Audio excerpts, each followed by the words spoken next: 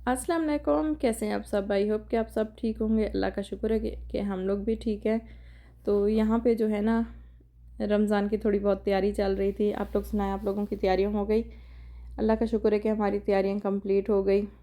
यहाँ पे जो है मैंने प्रिपरेशन करके सारी चीज़ें रख दी थी ताकि मुझे रमज़ान में इबादत करने का टाइम ज़्यादा से ज़्यादा मिल सके। और यहाँ पे स्कूल भी हैं तो स्कूल के साथ और भी मुश्किल हो जाती है। पहले तो स्कूल नहीं हुआ करते थे कुछ अर्से कोविड से पहले, फिर उसके बाद ऑनलाइन हुए, फिर अभी स्कूल होते हैं सुबह में, तो बहुत मुश्किल होती है। क्योंकि पहले मस्जिद नबवी भी जाते थे, अभी बहुत कम जा पाते हैं। छुट्टी के दिनों में ही ज़्यादातर जाते हैं क्योंकि बच्चे थके हुए होते हैं, बच्चों को अकेला भी छोड़ के नहीं जा सकते।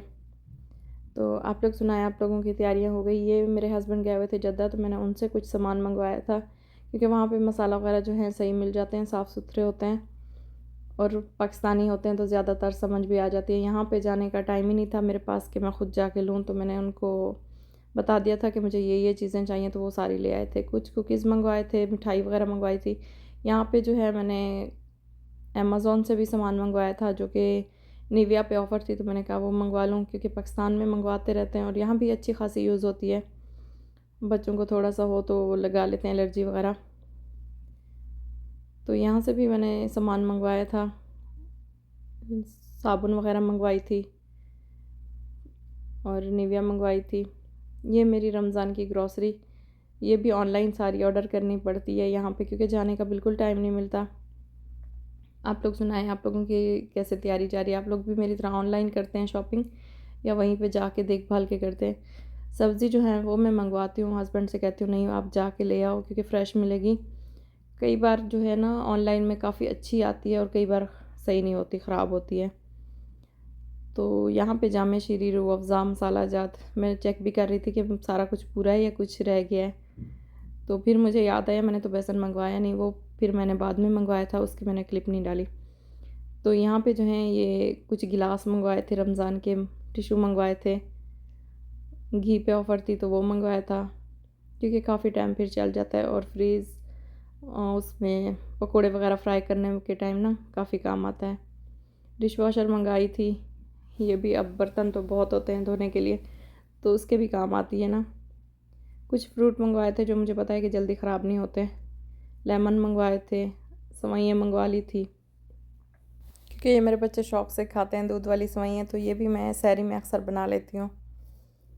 तो यहाँ पे हम लोगों ने ये रमज़ान का लिया था लैंप जो कि बहुत खूबसूरत लग रहा था, रमज़ान मुबारक लिखा हुआ है। मेथी मंगाई थी, खुश्क मेथी, और ये सारी चीज़ें अल्लाह का शुक्र है कि हर चीज़ पूरी थी, सब हो गया था। लाल मिर्च वगैरह ये सब मैंने चेक भी कर रही थी कि कुछ कम तो नहीं है।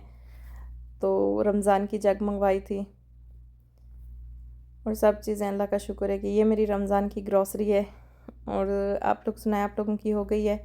फिर मैंने सब्ज़ियों की तरफ आई क्योंकि ये कटिंग करना बहुत मुश्किल होता है। धनिया को और पुदीने को ये जल्दी ख़राब हो जाते हैं अगर फ्रिज में रख दो तो। फिर ये टमाटर भी कट करने थे, कुछ मैं ग्राइंड करके रखूँगी, कुछ मैं कट करके रखूँगी।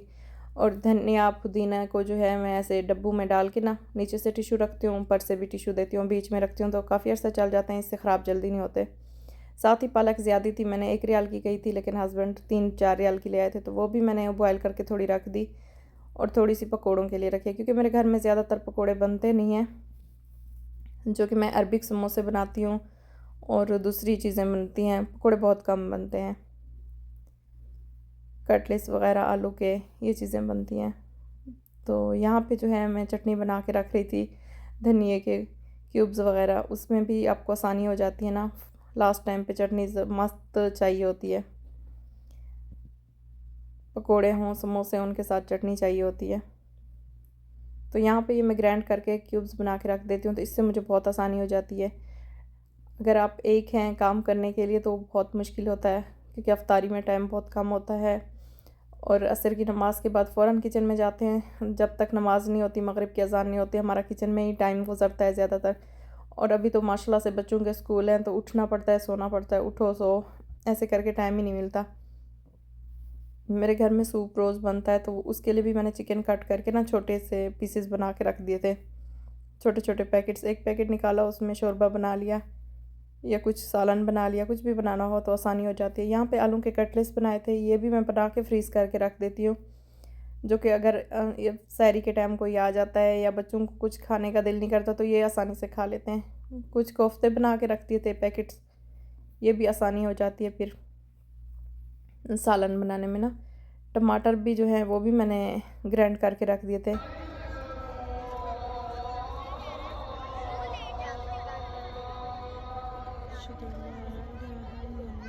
यहाँ पे अल्लाह का शुक्र है कि हमारी तरावियाँ भी हो गई थी। फिर हमें बहुत भूख लगी हुई थी तो सहरी में बच्चों ने कहा कि अलबेक खाने, तो ज़्यादातर मेरे जो बच्चे हैं ना अलबेक ही पसंद करते हैं तो फिर वही लेते हैं।